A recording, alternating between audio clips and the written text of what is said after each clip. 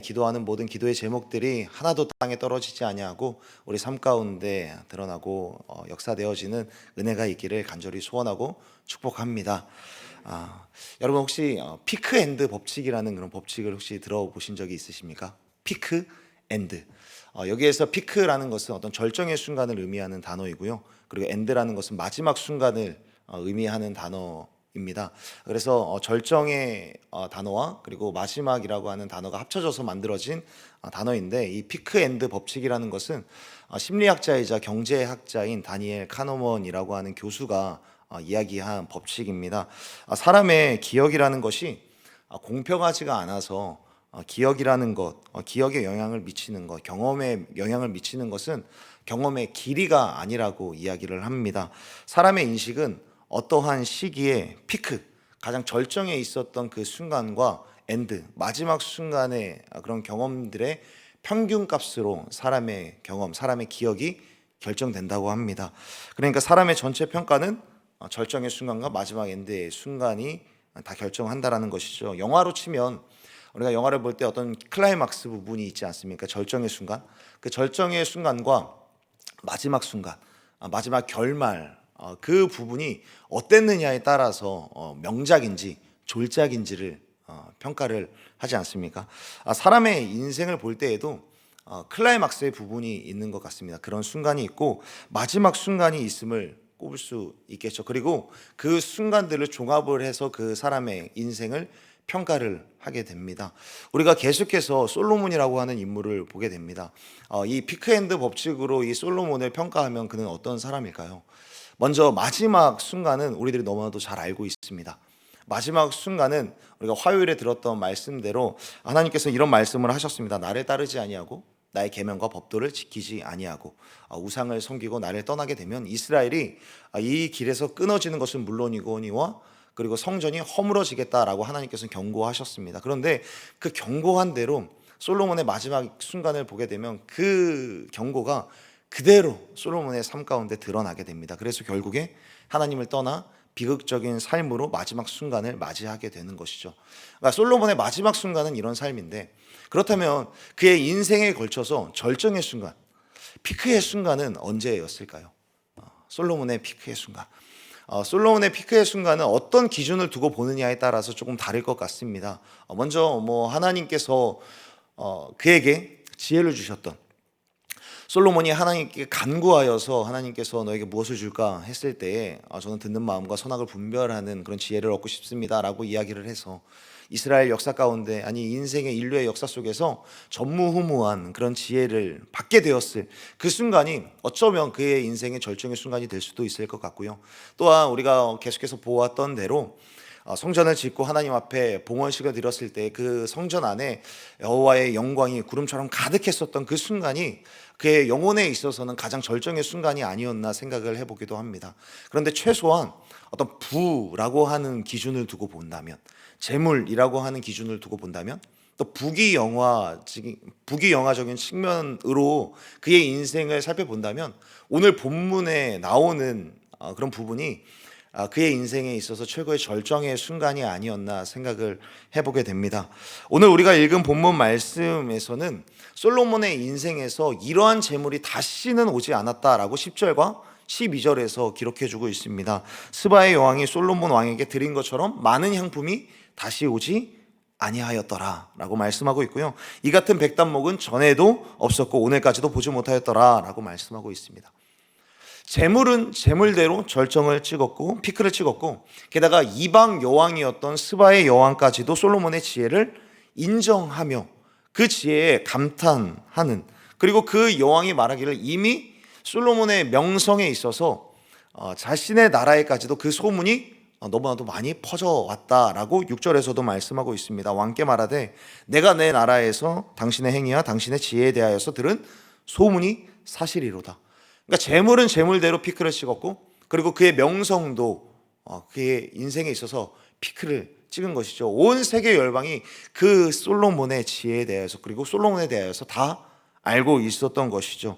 그런데 그 내용이 어떤 내용이냐면, 지금 내 나라에도 당신의 소문이 있는데 그 소문대로 당신은 너무나도 지혜롭습니다. 아니 오히려 소문보다 당신의 지혜와 당신의 복이 더 출중합니다 라고 이야기를 하면서 소문이 오히려 과소평가되었음을 이야기를 하는 것이죠.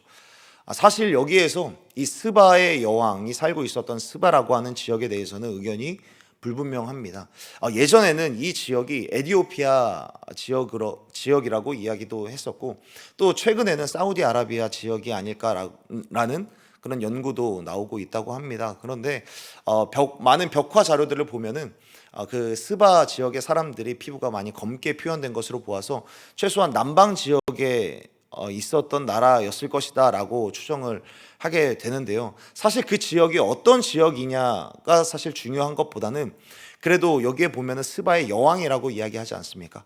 여왕, 한 여인이 이 고대 근동 지방에서, 그리고 이 시기 때 한 여인이 한 나라를 다스렸다라는 것은 이 여인이 보통 여자는 아니었다라는 것을 우리들은 알 수 있습니다.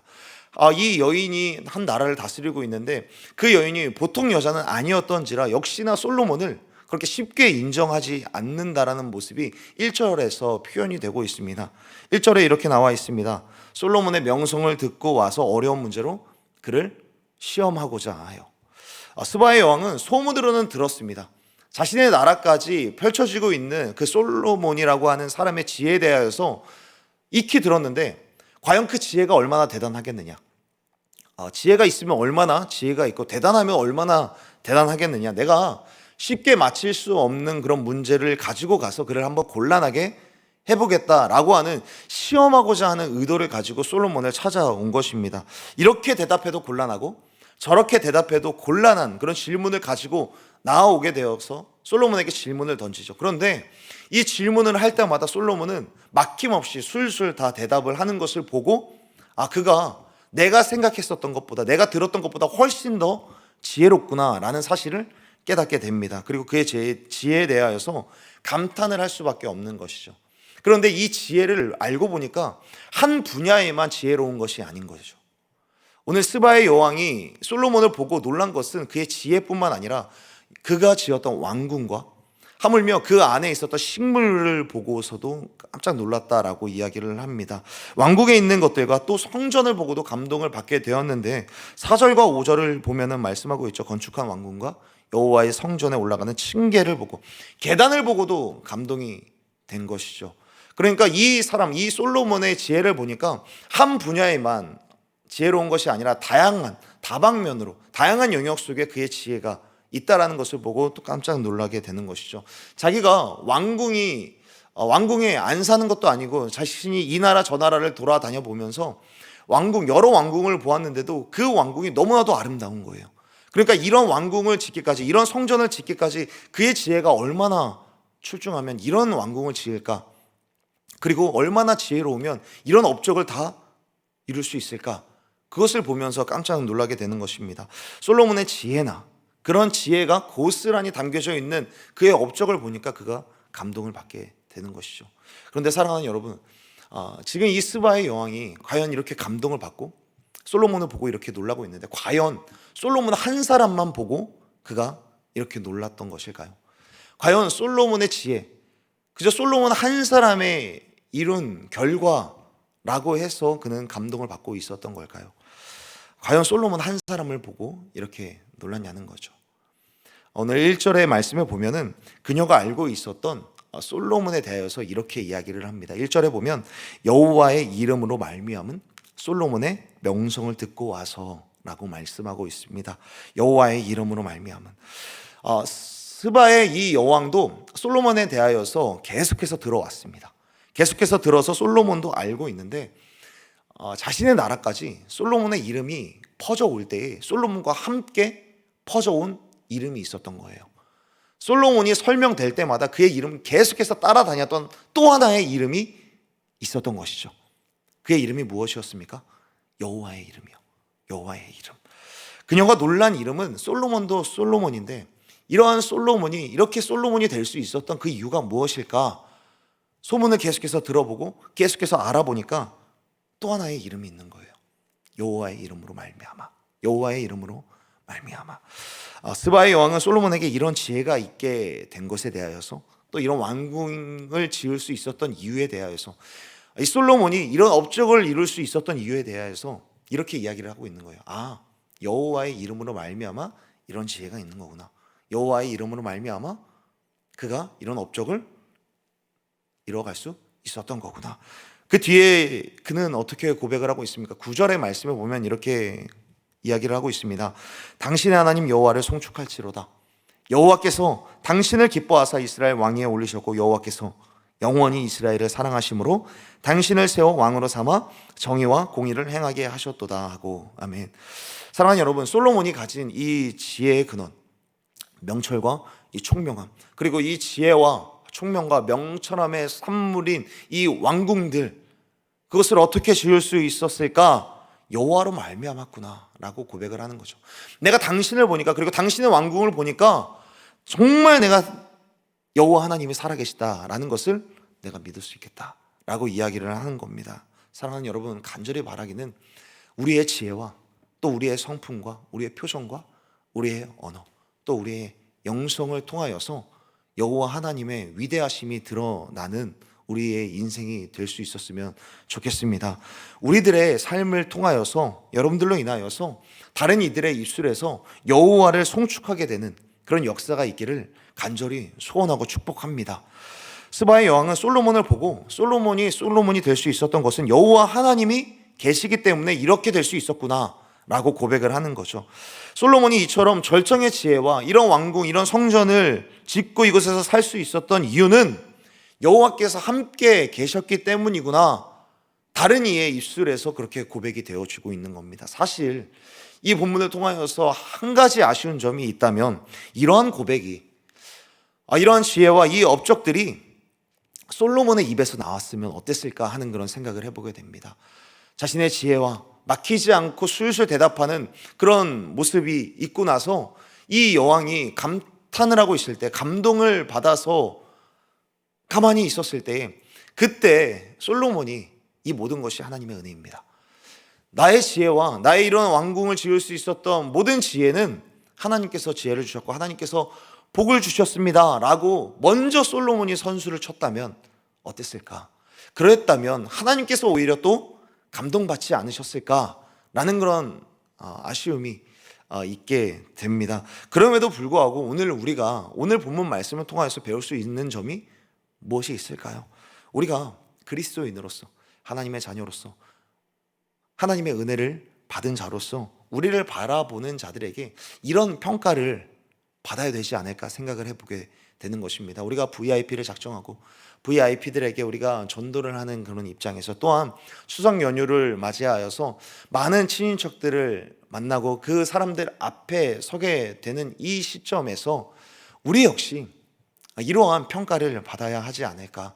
나의 어떠함으로 인하여서 여호와 하나님의 위대하심이 드러나는 그러한 명절을 보내는 저와 여러분이 되었으면 좋겠습니다.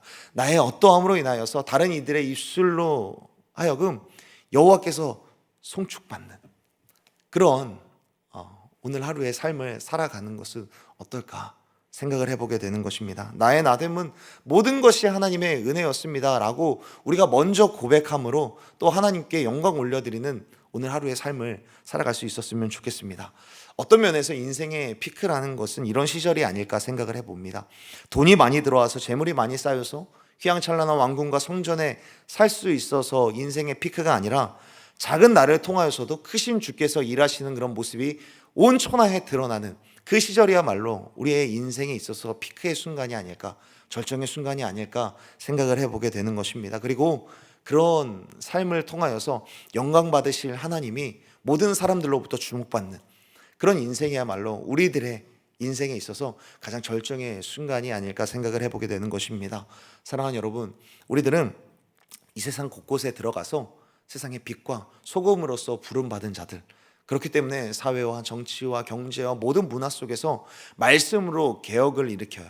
그리고 말씀으로 변혁을 시켜야 하는 그런 막중한 사명을 부여받은 사람들이라는 사실을 꼭 기억하고, 그 세상 가운데 세상에 선한 영향력을 미치는 하나님의 위대하심을 드러낼 수 있는 저와 여러분이 되기를 간절히 소원하고 축복합니다. 이것이 주객이 전도가 되어서 세상의 영향력을 우리가 받는 것이 아니라 우리가 오히려 영향력을 끼치는 그런 삶을 살아갈 수 있었으면 좋겠습니다. 그러므로 이 새벽 시간에 우리가 기도할 때에 하나님, 나의 연약한 모습을 통하여서도 하나님의 위대하심이 드러날 수 있는 그런 삶을 살게 해달라고 기도했으면 좋겠습니다. 나를 통하여서 세상 사람들이 주님을 높이는 삶, 그런 삶을 살게 해달라고, 나의 입술과 나의 언어와 나의 행실과 나의 영성을 통하여서 주님이 주되심을 드러낼 수 있는 그런 거룩한 삶을 살게 해달라고 이렇게 기도하며 오늘 하루와 또 이 추석 명절을 은혜 가운데 보낼 수 있는 저와 여러분이 되기를 간절히 소원하고